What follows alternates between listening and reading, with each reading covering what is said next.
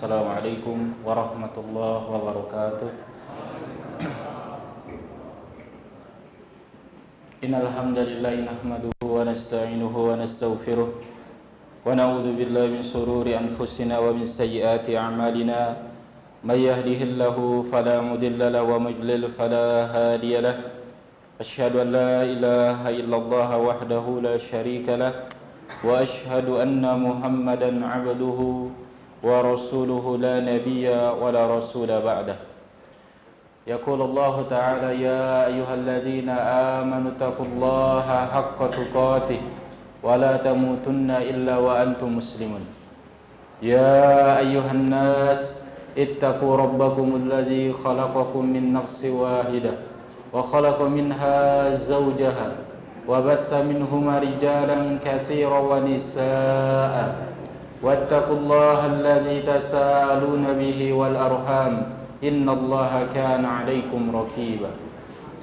Ya ayyuhalladzina amanu taqullaha wa qulu qawlan sadida yuslih lakum a'malakum wa yaghfir lakum dhunubakum wa may yuti'illaha wa rasulahu faqad faza fawzan 'azima. Amma ba'd. Fa inna khairal kalami kalamullah wa khairal hadi hadi Muhammadin sallallahu alaihi wasallam wa syarrul umuri muhdatsatuha fa inna kulla muhdatsatin bid'atun wa kulla bid'atin dhalalah wa kulla dhalalatin finnar. Ma'asyiral muslimin wal muslimah rahimani wa rahimakumullah jami'an. Semoga Allah Subhanahu wa taala senantiasa mencurahkan rahmatnya kepada kita semua, senantiasa memberikan taufik agar kita senantiasa mampu untuk berjalan di dalam rambu-rambu yang telah Allah tetapkan, yaitu berupa hidayatul irsyad wal bayan, berupa petunjuk dari Allah Subhanahu wa taala. Kita telah diberikan nikmat oleh Allah berupa mengetahui mana jalan yang hak dan mana jalan yang batil. Maka tentunya tanpa rahmat dari Allah, tanpa bantuan, tanpa pertolongan dari Allah Subhanahu wa taala, maka setiap kita tidak akan mampu menapaki jalan yang hak dan menjaga diri kita dari jalan yang batil. Oleh karena itu para jamaah sekalian, kaum muslimin dan muslimah, sebelum kita memulai memaparkan materi dari kajian kita malam hari ini, maka setiap kita hendaklah beristianah kepada Allah terlebih dahulu, meminta bantuan kepada Allah, meminta pertolongan kepada Allah, agar kelak apa yang kita pelajari ini mampu kita fahami, kemudian mampu kita amalkan dan mampu kita dakwahkan kepada orang-orang yang ada di sekitar kita.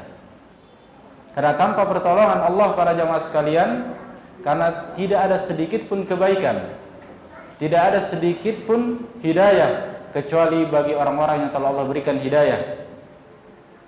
Maka senantiasa kita mohon ya Allah, bantu hamba untuk selalu berada di atas ketaatan kepadamu.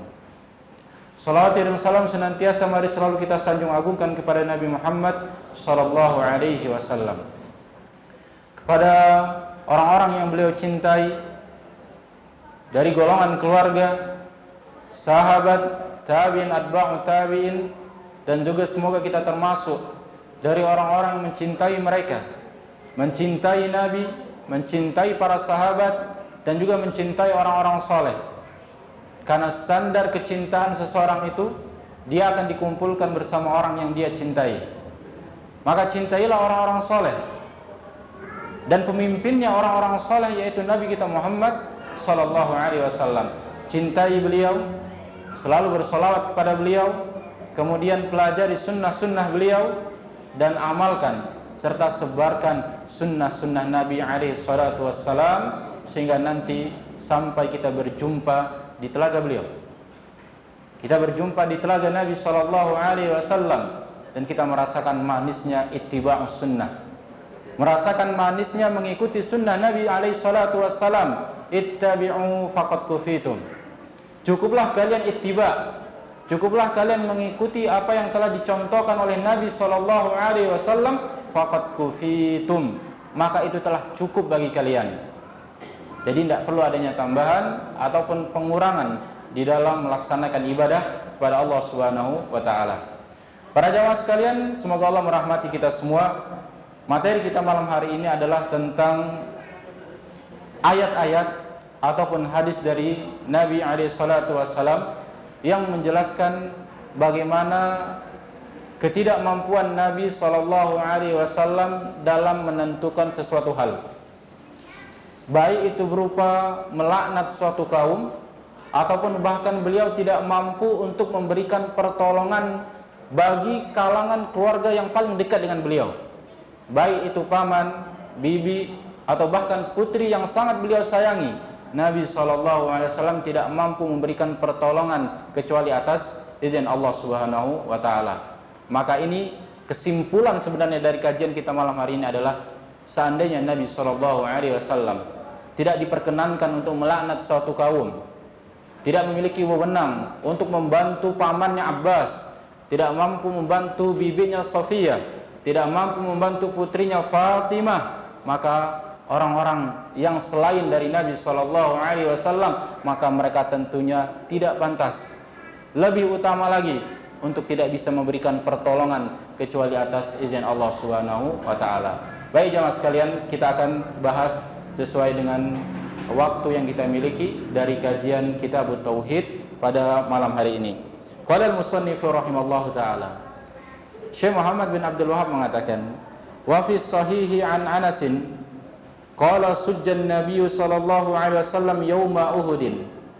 Dari Anas bin Malik radhiyallahu taala anhu berkata, ketika peperangan Uhud, sujjan Nabi sallallahu alaihi wasallam, Nabi sallallahu alaihi wasallam mengalami luka di wajahnya. Faqala kaifa yuflihu qaumun syajjau nabiyahum. Disebabkan luka tersebut, Nabi SAW berdoa kepada Allah dan mengatakan, kaifa yuflihu qaumun syajju nabiyahum. Bagaimana mungkin suatu kaum akan beruntung sedangkan mereka melukai wajah dari nabi mereka sendiri, kata Nabi SAW. Jadi tujuan Nabi menyampaikan ini jamaah, beliau ingin berdoa kepada Allah agar Allah memberikan laknat kepada orang-orang yang telah melukai beliau. Apa jawaban Allah Subhanahu wa taala? Maka Allah jawab dalam surat Ali Imran ayat 128. Allah Subhanahu wa taala mengatakan, laisa laka minal amri syai'un. Sesungguhnya engkau tidak memiliki wewenang sedikit pun atas urusan mereka, kata Allah Subhanahu wa taala. Jadi Allah langsung memberikan irsyad, memberikan petunjuk kepada Nabi SAW bahwasannya perkara akhir dari kehidupan seseorang itu bukan urusan Nabi. Boleh jadi orang-orang yang melukai Nabi jamaah, nanti akan kita jelaskan, di antara mereka justru memeluk Islam sebelum mereka meninggal dunia, atau di penghujung ya akhir-akhir dari sirah ataupun Nabi, zaman kenabian, mereka beriman kepada Allah dan juga Rasulnya. Maka dari sini jamaah sekalian dimuliakan oleh Allah Subhanahu wa taala, orang yang masih hidup itu punya dua kemungkinan. Kemungkinan yang pertama, dia bertobat kepada Allah Subhanahu wa taala. Kemungkinan yang kedua, dia tetap di atas keburukannya tadi. Maka bagi kita tidak bisa memastikan bagaimana akhir dari kehidupan seseorang, karena itu adalah urusan Allah Subhanahu wa taala. Sampaikan kebenaran. Ketika melihat ada kesalahan dari orang lain, kita sampaikan yang benar tadi. Namun untuk memastikan, memvonis bahwasannya fulan bita'yin, ya, maksudnya memvonis orang ini secara individu, fulan engkau pasti masuk di dalam neraka, ini bukan urusan kita jamaah. Namun membenarkan yang salah itu tugas kita semua. Amar ma'ruf dan nahi mungkar, sampaikan itu semua. Kemudian disyarah di sini jamaah sekalian dimuliakan oleh Allah Subhanahu wa taala, dari Anas bin Malik tadi, kusirat rubaiyatun Nabi sallallahu alaihi wasallam yauma Uhudin. Pada peperangan Uhud, Nabi sallallahu alaihi wasallam mengalami kusirat rubaiyatuhu. Gigi geraham beliau terluka dikarenakan senjata dari orang-orang kafir tadi. Wa sujja wajhahu, kemudian wajah beliau juga terluka. Faja'ala ad-damu yasilu ala wajhi, kemudian tampak mengalir darah dari wajah Nabi sallallahu alaihi wasallam wa ja'ala yamsahud dam. Oleh karena itu Nabi sallallahu alaihi wasallam mengusap wajahnya dikarenakan darah yang mengalir dari wajah beliau. Wa huwa yaqul, maka Nabi mengatakan, kaifa yuflihu qaumun khadabu wajhahu nabiyihim wa huwa yad'uhum ila rabbihim. Maka Nabi SAW mengatakan tadi, bagaimana mungkin suatu kaum akan beruntung sedangkan mereka melukai wajah Nabi mereka sendiri. Fa'anzalallahu al-ayah, maka Allah turunkan ayat dari surat Ali Imran tadi jamaah. Ini sebagai apa? Irsyad, sebagai petunjuk kepada Nabi SAW dan juga sebagai pelajaran bagi kita semua. Sujjan Nabi, apa itu maksudnya sujja? Asyajju fir ra's. Aslinya as-sujja ini digunakan dalam bahasa Arab menjelaskan luka yang ada di kepala. Namun ini terjadi di wajahnya Nabi sallallahu alaihi wasallam. Maka ini dari segi bahasa sifatnya umum. Jadi semua bagian anggota tubuh yang terluka disebut dengan asyajj atau suj. Zakaruh ibnu Hisham, seorang ulama sirah, mengatakan dalam hadis Abu Sa'id Al-Khudri, anna Ubbah bin Abi Waqqas, Utbah bin Abi Waqqas, saudaranya Sa'ad bin Abi Waqqas, huwallazi kasara rubaiyatan Nabi sallallahu alaihi wasallam, dialah yang telah melukai gigi gerahamnya Nabi sallallahu alaihi wasallam. Utbah bin Abi Waqqas, sampai-sampai saudaranya mengatakan seperti ini jamaah. Fama harastu ala qatli rajulin qad hirsi ala qatli akhi Utbah lima suni abi Rasulillah sallallahu alaihi wasallam yauma Uhudin. Dalam sebuah hadis Sa'ad bin Abi Waqqas pernah mengatakan, tidaklah aku memiliki suatu semangat ambisi untuk membunuh seseorang, melainkan ambisiku untuk membunuh saudaraku sendiri, disebabkan apa yang telah dia lakukan kepada Nabi SAW ketika peperangan Uhud. Maka Sa'ad bin Abi Waqqas tidak rela ketika mengingat saudaranya sendiri melukai Nabi SAW, sehingga dia begitu semangat memiliki ambisi untuk membunuh saudaranya sendiri, dikarenakan dia telah melukai gigi geraham dari Nabi SAW. Kemudian wa anna Abdullah bin Syihab Az-Zuhri huwallazi syajjahu fi wajhi. Adapun orang yang melukai wajah Nabi SAW adalah Abdullah bin Syihab Az-Zuhri. Dia yang telah melukai wajah Nabi SAW ketika peperangan Uhud. Wa anna Abdullah bin Qami'ah jarrahu fi wajnatahu, dan juga ada yang bernama Abdullah bin Qami'ah juga melukai Nabi sallallahu alaihi wasallam. Apa hikmah dengan terjadinya peristiwa ataupun musibah yang dialami Nabi ini jamaah? Apakah ini menjadi tanda bahwasannya Nabi kita ini bukan pantas untuk dianggap sebagai seorang nabi? Buktinya dia terluka, giginya patah, ya, kemudian wajahnya mengalirkan darah. Apakah keadaan seperti ini menjadi tanda kalau beliau itu tidak cocok, tidak pantas menjadi seorang utusan? Mungkin sebagian orang menganggap utusan Allah itu orang yang tidak punya cacat sama sekali, yang mereka memiliki kekuatan super, yang mereka mampu berjalan, mampu berterbang, mampu terbang, kemudian tidak mempan dengan senjata tajam, memiliki ilmu kebal. Maka Al-Imam Nawawi rahimallahu taala mengatakan di sini, wuqu'ul asqam wal ibtila'u bil anbiya salawatullah wa salam alaihim liyanalu jazilal ajra was thawab. Sebab yang menjadikan para nabi mengalami peristiwa seperti ini adalah agar mereka mendapatkan balasan dan juga pahala yang besar dari Allah Subhanahu wa taala. Jadi di antara sebab, kata Imam Nawawi rahimallahu taala, kenapa Rasulullah sampai terluka di peperangan Uhud, salah satunya adalah agar beliau mendapatkan kedudukan yang mulia di sisi Allah Subhanahu wa taala. Wal ta'rif umamuhum ma asabahum, dan juga agar umat mereka tahu apa yang telah dikorbankan oleh nabi mereka untuk tegaknya kalimat la ilaha illallah. Jadi tegaknya kalimat la ilaha illallah di sini jamaah, selain menggunakan lisan, Nabi SAW ikut berperang demi tegaknya kalimat la ilaha illallah, agar umat ini tahu bagaimana pengorbanan Rasul SAW. Tidak sebagaimana cerminan pemimpin ataupun pemimpin kelompok ataupun kaum yang ada yang kita ketahui, yang mana mereka hanya memberikan perintah, memberikan mandat, ya, memberikan seruan untuk berperang, namun mereka bersantai di dalam rumahnya.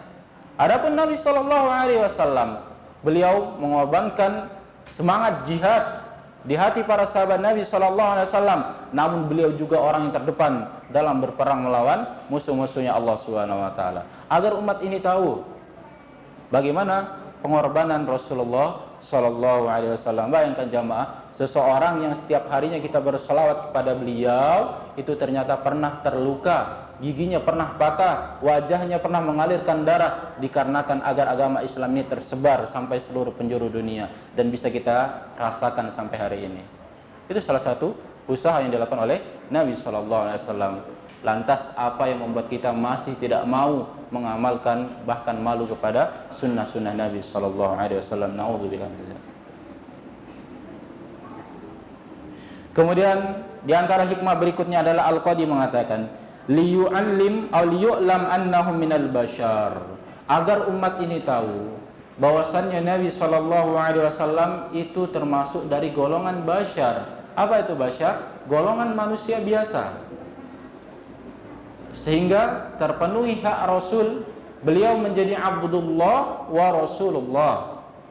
Beliau itu memiliki dua kedudukan. Yang pertama sebagai hambanya Allah, beliau manusia biasa. Beliau terluka, bahkan dalam permasalahan tawadhu jamaah, Aisyah radhiyallahu taala anha mengatakan bahwasannya beliau ketika di rumah, beliau mengerjakan yang itu membantu pekerjaan dari istri beliau, keluarga yang ada di rumah beliau. Beliau menjahit sepatu beliau sendiri, kemudian beliau menjahit bajunya sendiri, bahkan beliau mengangkat embernya sendiri. Ini menunjukkan jamaah bahwasannya beliau adalah manusia biasa.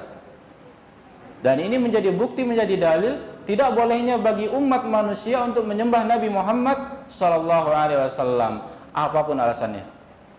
Besarnya kecintaan kita kepada Rasul tidak menjadikan kita menjadi hambanya Muhammad.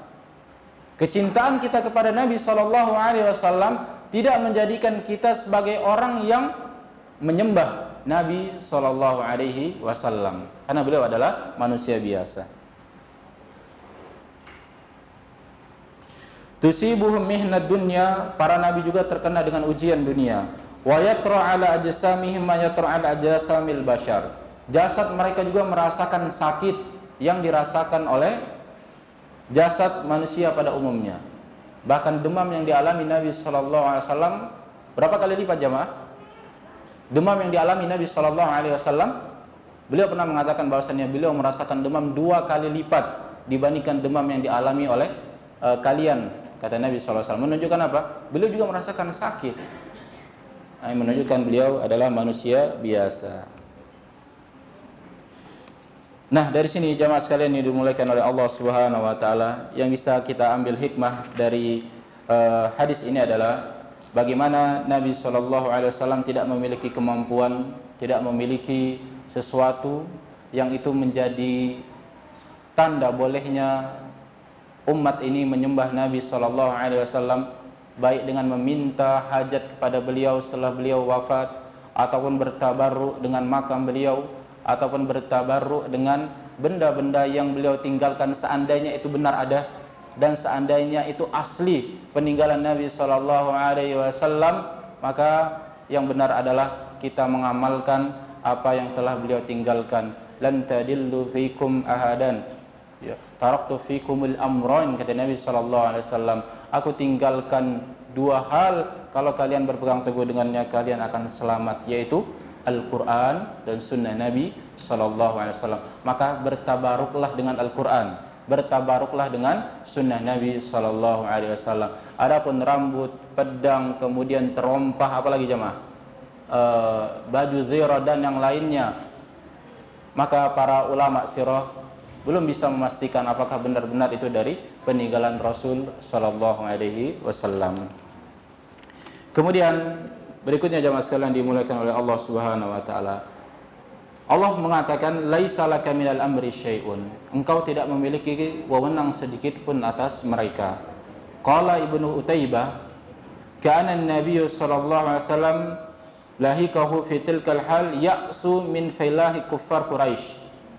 Kata Ibnu Qutaibah, apa yang menyebabkan Nabi mengatakan ini? Seolah-olah beliau mengalami putus asa dengan kemenangan yang dialami oleh kafir Quraisy. Karena ketika peperangan Uhud ini jamaah, kaum muslimin hampir menang ketika peperangan Uhud. Namun karena adanya beberapa orang yang mereka menyelisihi wasiat Nabi SAW hingga akhirnya berbalik, maka kaum kafir Quraisy mengalami kemenangan pada peperangan Uhud tadi. Maka dari sini jemaah sekalian dimuliakan oleh Allah Subhanahu wa taala, ya, Allah Subhanahu wa taala telah memberikan irsyad kepada beliau, laisa laka minal amri syai'un, engkau tidak memiliki wewenang atas mereka, menunjukkan apa yang terjadi itu semua berada di kekuasaan Allah Subhanahu wa taala. Kemudian jemaah sekalian yang berikutnya dari Abu Hurairah radhiyallahu taala anhu qala qama Rasulullah sallallahu alaihi wasallam hina anzalallahu alaihi wa anzir ashiratakal al-aqrabin. Dari Abu Hurairah, Rasulullah sallallahu alaihi wasallam berdiri bangkit ketika Allah Subhanahu wa taala menurunkan ayat dari surat Asy-Syu'ara ayat ke-214. Ya, dari surat Asy-Syu'ara ayat 214 Allah mengatakan anzir ashirataka al-aqrabin, berikan peringatan kepada karib kerabatmu yang terdekat. Maka Nabi mengatakan, ya ma'syara Quraisy, wahai kabilah Quraisy, au kalimatan nahwa, atau dengan seruan yang semisalnya, ishtaru anfusakum, belilah diri kalian, kata Nabi sallallahu alaihi wasallam. La ughni ankum minallahi syai'a, aku tidak memiliki kekuasaan pun dari Allah terhadap kalian. Ya Abbas bin Abdul Muttalib, wahai Abbas ibnu Abdul Muttalib, la ughni anka minallahi syai'an, aku tidak memiliki kekuasaan atas dirimu dari Allah Subhanahu wa taala. Ya Safiyah amatu Rasulillah, wahai Safiyah pamannya Rasulullah, la ughni anki minallahi syai'a, aku tidak memiliki kemampuan sedikit pun kepadamu kecuali atas izin Allah. Ya Fatimah binti Muhammad, wahai Fatimah putrinya Muhammad, salni min mali ma syi'ti, mintalah kepadaku dari harta-harta yang aku miliki. La ughni anki minallahi syai'a, aku tidak memiliki kemampuan apapun untukmu kecuali atas izin Allah Subhanahu wa taala. Lihat jemaah, bagaimana Nabi SAW mengajarkan kita bagaimana cara bersikap yang benar kepada ahlul bait. Nabi memanggil pamannya, Nabi memanggil bibinya, kemudian Nabi juga memanggil putrinya. Mereka adalah ahlul baitin Nabi SAW. Mereka adalah keluarga Nabi SAW. Jadi kepada ahlul bait zurriyatun Nabi, kan kita sering dengar jamaah, zurriyatun Nabi, keturunan Nabi, keluarganya Nabi. Bahkan silsilah kalau dia runut itu sampai kepada Nabi Muhammad SAW. Kalau memang benar dia keturunan Nabi SAW, maka kita harus memuliakan dia jamaah.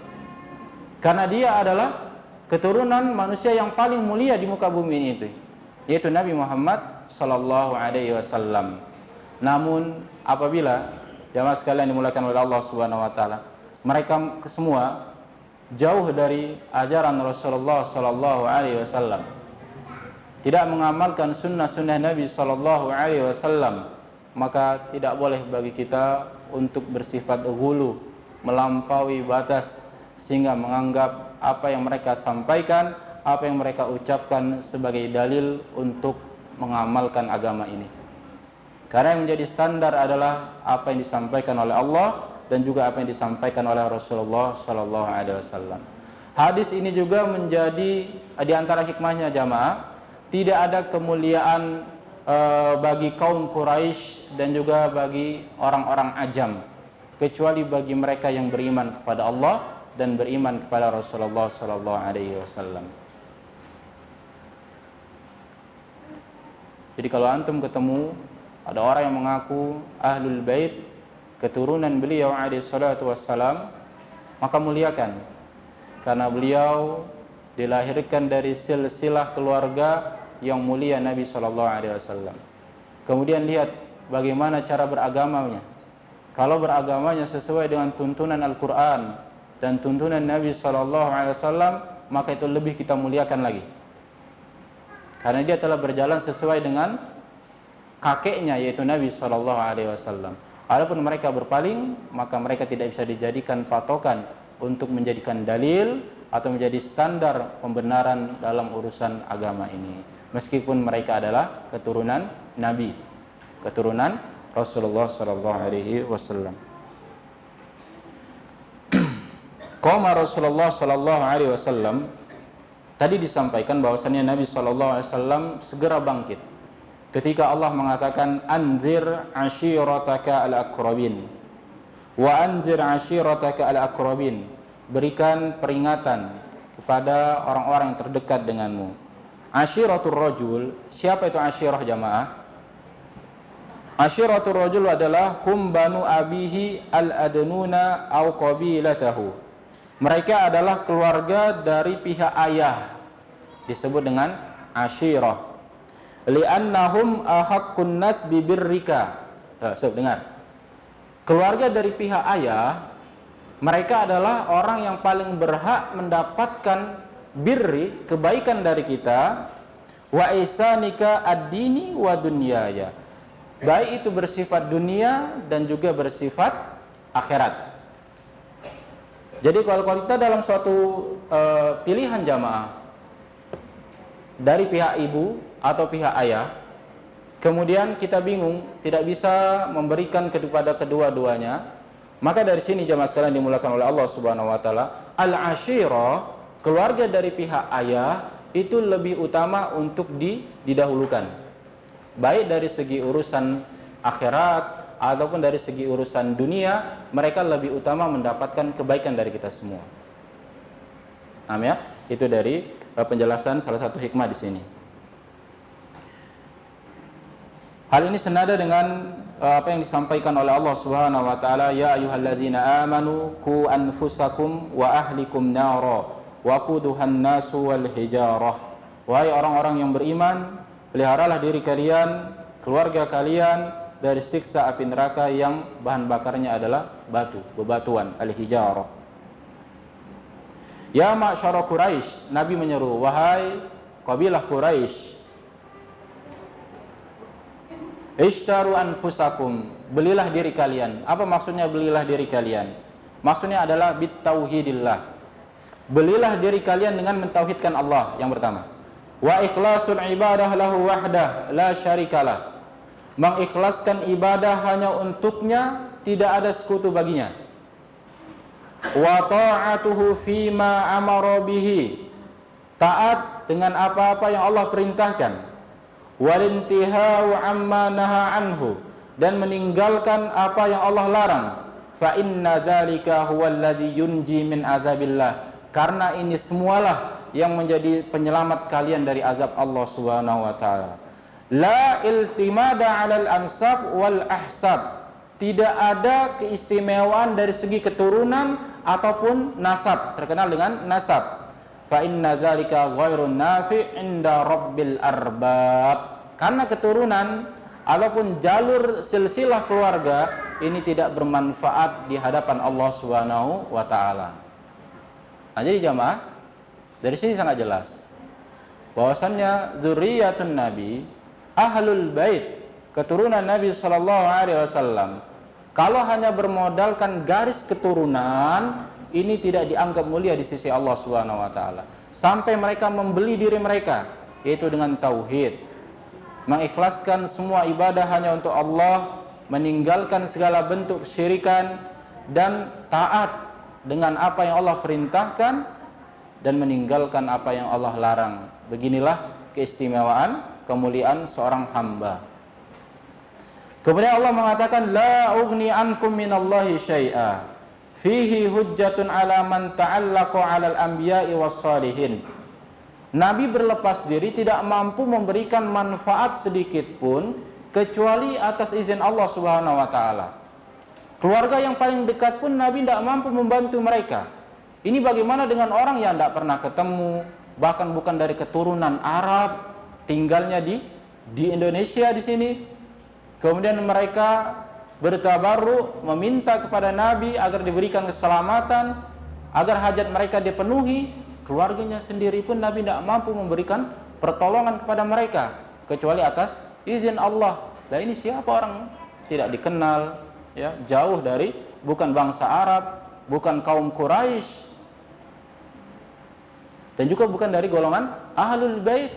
Maka ini menjadi hujjah jamaah, asalnya Nabi SAW tidak mampu memberikan pertolongan kepada kita kecuali atas izin Allah Subhanahu wa taala. Wa raghiba ilaihim liyashfa'u lahu.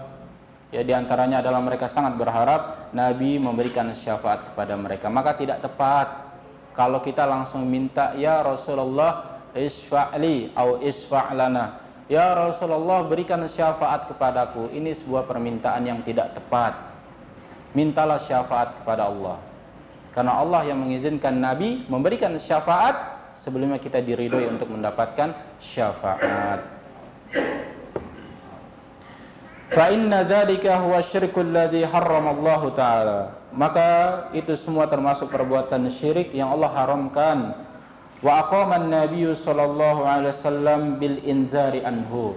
Maka Nabi bersegera mengingatkan kepada keluarga beliau, kama akhbara ta'ala 'anil musyrikin, sebagaimana Allah Subhanahu wa taala mengabarkan tentang keadaan orang-orang musyrik, walladzina ittakhadhu min dunihi awliya na'buduhum illa liqarribuna ilallahi zulfa.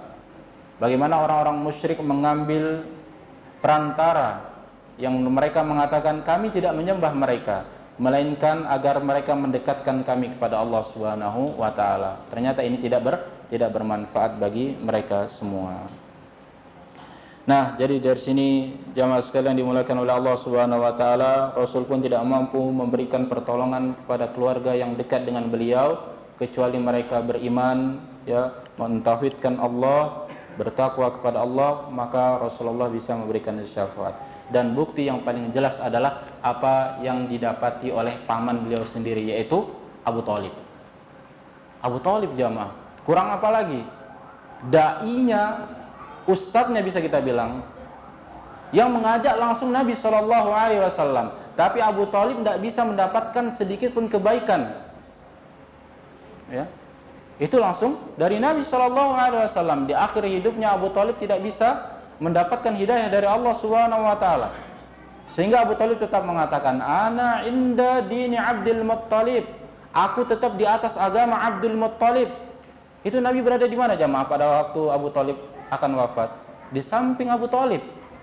Di samping Abu Thalib, Nabi mengatakan, ya ammi qul la ilaha illallah kalimatan uhajulaka indallahi yaumil qiyamah.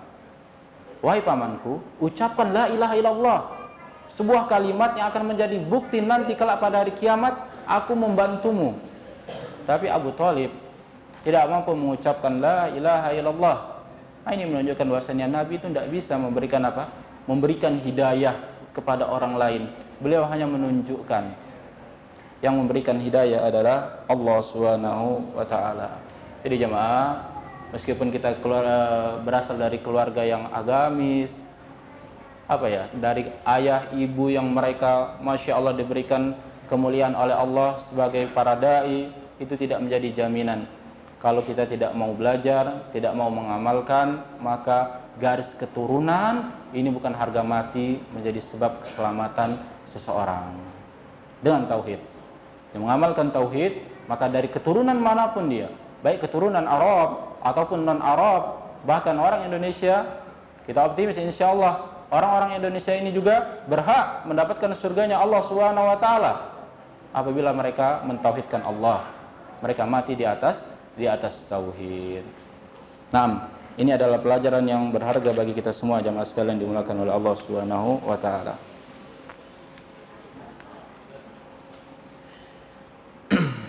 Kemudian jamaah yang dimuliakan oleh Allah,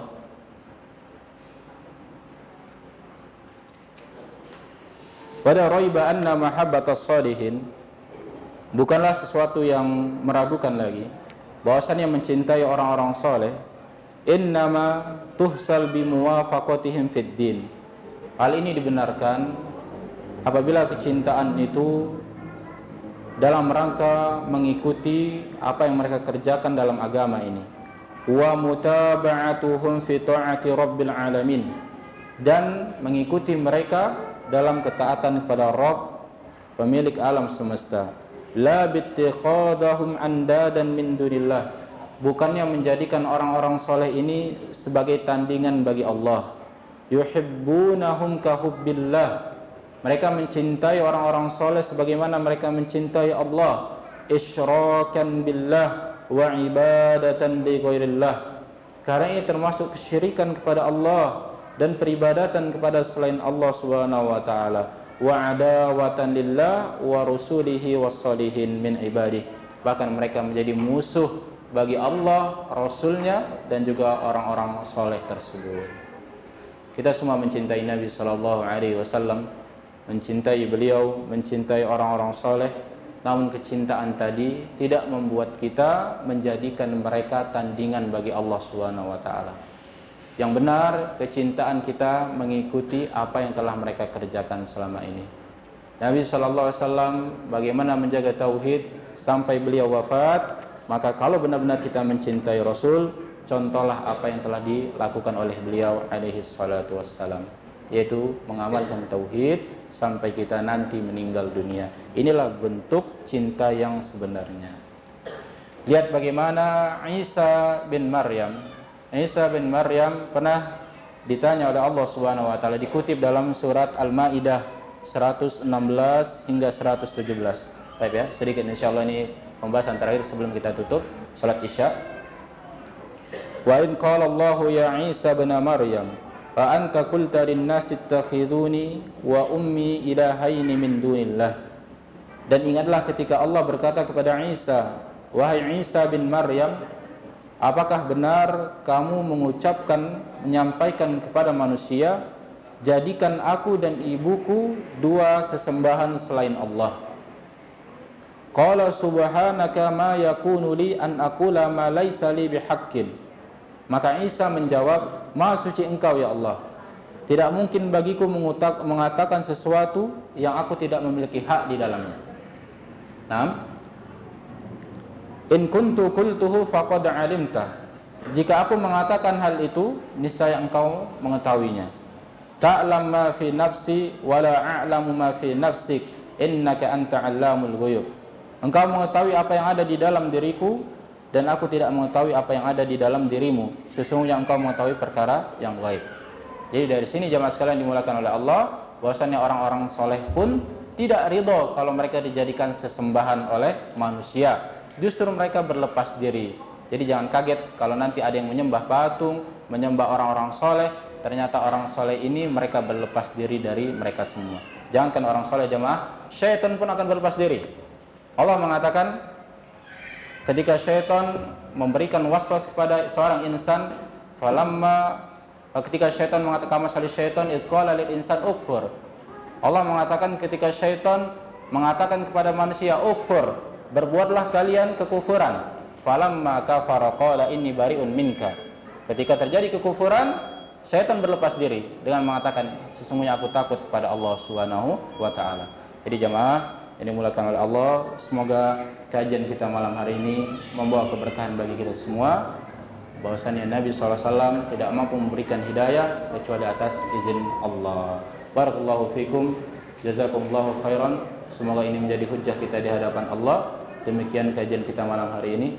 Subhanakallahumma wa bihamdika asyhadu an la ilaha illa anta astaghfiruka wa atubu ilaik. Assalamualaikum warahmatullahi wabarakatuh.